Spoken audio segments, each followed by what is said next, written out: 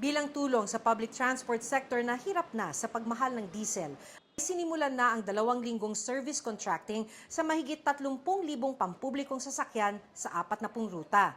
Malaking tulong yung service contracting program na yan. Dahil kung sakaling ma-short man kami sa pan-diesel, meron kami may tatapal.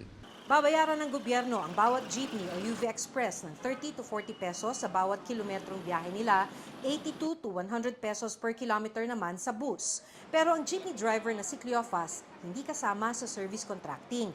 Sayang dahil mahigit 1,000 pesos sana ang kikitain niya sa gobyerno sa isang balikang biyahe mula Lagro hanggang SM North sa Quezon City. Wala po kasi nag-info sa amin na may programa na gano'n ng gobyerno. Pero kung mayroon, willing kaming sumama sa gano'ng mga programa ng gobyerno dahil siyempre extra income yan eh. Sabi ng LTFRB, bukas pa ang registration, hindi na rin required ang GPS devices na dagdag pa sa gastusin ng mga driver. Sa halip, gagamit na lang ng QR code system ang LTFRB.